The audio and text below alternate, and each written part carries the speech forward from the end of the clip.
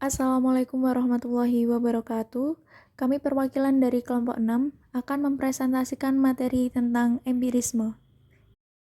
Sebelum kita mempresentasikan materi-materinya, saya akan memperkenalkan anggota kelompok dari kelompok 6. Yang pertama yakni ada Saudara Amar Firdaus dengan NIM 1262072131133. Yang kedua ada Saudari Tiana Khairun Nisa dengan NIM 1262072131129.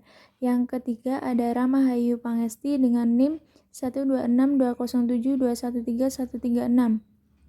Dan yang terakhir ada Saudari Wildesania Nabila Anwar dengan NIM 1262072012084. Baik, selanjutnya akan kami presentasikan tentang apa pengertian dari empirisme, sejarah perkembangannya, dan serta tokoh-tokohnya. Bagi teman-teman yang bertugas untuk mempresentasikan, dipersilahkan. Empirisme merupakan aliran filsafat yang muncul pada zaman modern sebagai reaksi terhadap aliran sebelumnya, yaitu rasionalisme.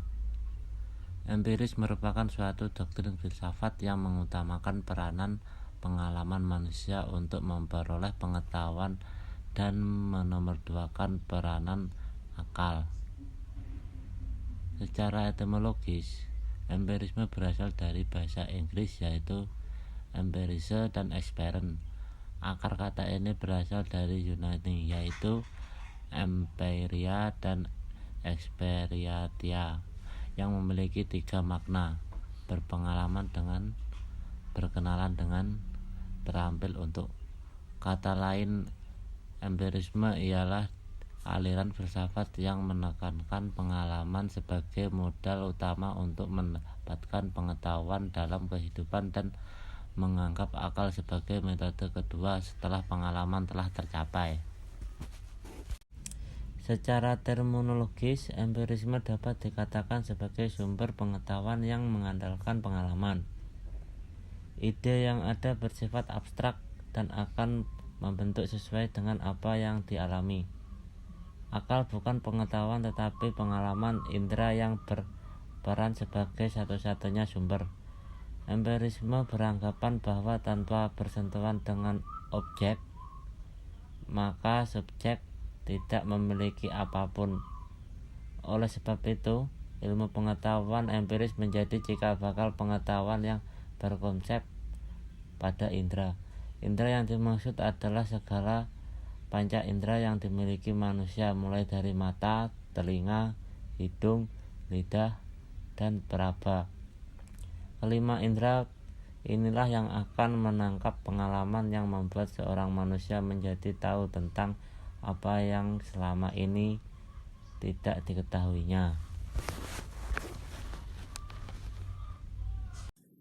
Empirisme menekankan bahwa pengenalan dan pengetahuan diturunkan dari pengalaman, karena pengalaman dapat menjamin akan kepastian terhadap pengetahuan itu. Pengalaman diperoleh dengan menggunakan panca indera secara totalitas, disimpan dalam memori, digabungkan menjadi suatu harapan bagi masa depan sebagai rujukan yang terjadi pada masa lampau. Oleh karena itu, para penganut filsafat ini menjadikan empirisme sebagai dasar pengambilan keputusan untuk menerapkan sebuah konsep dan tidak lagi mengandalkan di mana pengetahuan itu berasal. Pengalaman yang dipercaya menganut empirisme memandang objek sebagai sesuatu yang diserap panca indrawi, ditransfer ke dalam otak, dan membentuk pemahaman yang telah dikenali panca indera sebelumnya. Bagi pengikut aliran empirisme, keadilan tertinggi terletak pada pengalaman dan menjadi dasar pengambilan keputusan baik dalam kehidupan sehari-hari maupun dalam kehidupan bermasyarakat. Pengetahuan berasal dari pengalaman ialah kepercayaan yang dipegang teguh oleh penganut aliran empirisme.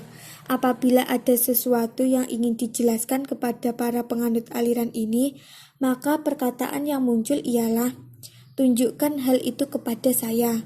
Dan pengalaman yang dialami diri sendiri harus dibuktikan dengan melihatkan fakta. Apabila seseorang mengatakan ada harimau di dalam kamar mandi, maka penganut maka penganut empiris akan mempercayainya jika melihat dengan mata kepala mereka sendiri. Jika tidak, sampai kapanpun mereka tidak akan mempercayainya. Tokoh aliran empirisme 1. Francis Bacon 1561 sampai 1626 Masehi. Menurut Francis Bacon, bahwa pengetahuan yang sebenarnya adalah pengetahuan yang diterima orang melalui persentuhan indrawi dengan dunia fakta. Pengalaman merupakan sumber pengetahuan sejati. Kata Bacon, selanjutnya kita sudah terlalu lama dipengaruhi oleh metode deduktif. Dari dogma-dogma diambil kesimpulan. Itu tidak benar. Haruslah kita sekarang memperhatikan yang konkret, mengelompokkan. Itulah tugas ilmu pengetahuan. 2.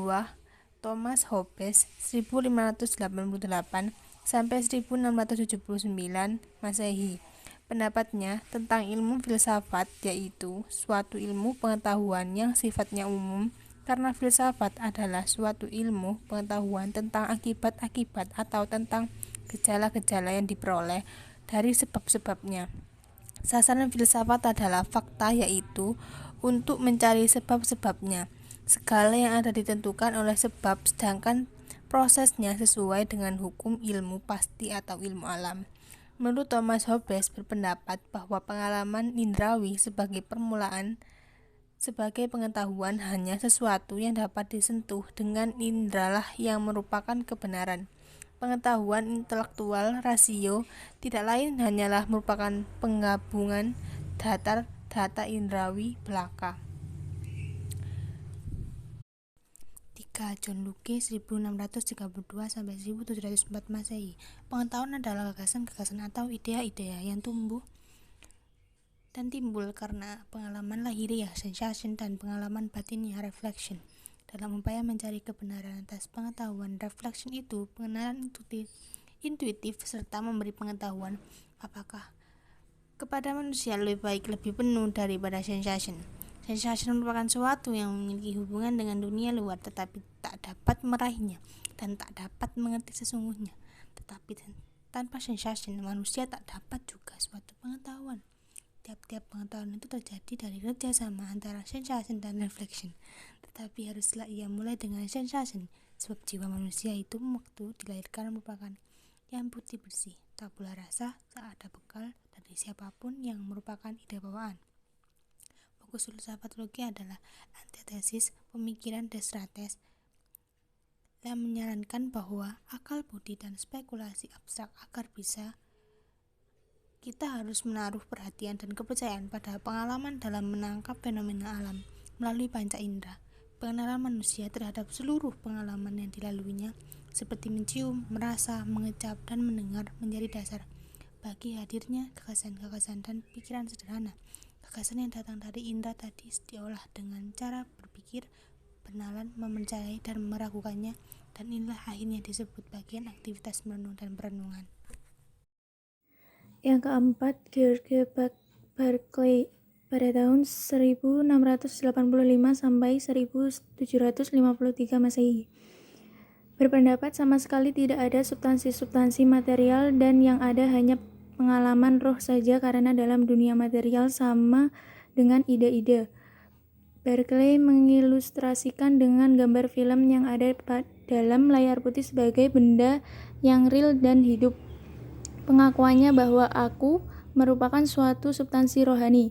Tuhan adalah asal-usul ide itu, ada yang menunjukkan ide-ide pada kita dan Tuhanlah yang memutarkan film pada batin kita. Pandangan Berkeley ini sekilas seperti rasionalisme karena memulatakan subjek. Jika diperhatikan lebih lanjut, pandangan ini termasuk empirisme, sebab pengetahuan subjek itu diperoleh lewat pengalaman, bukan prinsip-prinsip dalam rasio.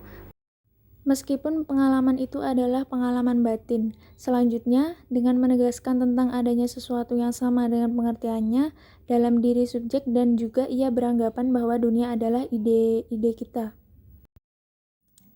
Tokoh yang kelima yakni David Hume pada tahun 1711 sampai 1776 Masehi.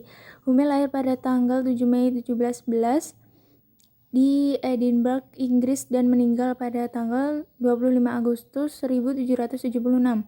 Empirisme mendasar pengetahuan bersumber pada pengalaman, bukan rasio.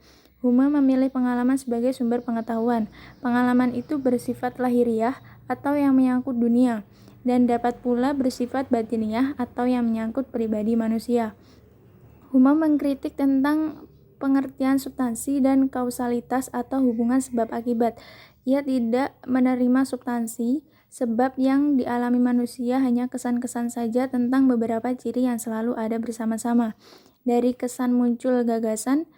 Kesan adalah hasil penginderaan langsung atas realitas lahiriah, sedangkan gagasan adalah ingatan akan kesan. Baik, itu tadi adalah penjelasan-penjelasan dari materi tentang empirisme. Terima kasih teman-teman sudah mendengarkan. Saya akhiri, wassalamualaikum warahmatullahi wabarakatuh.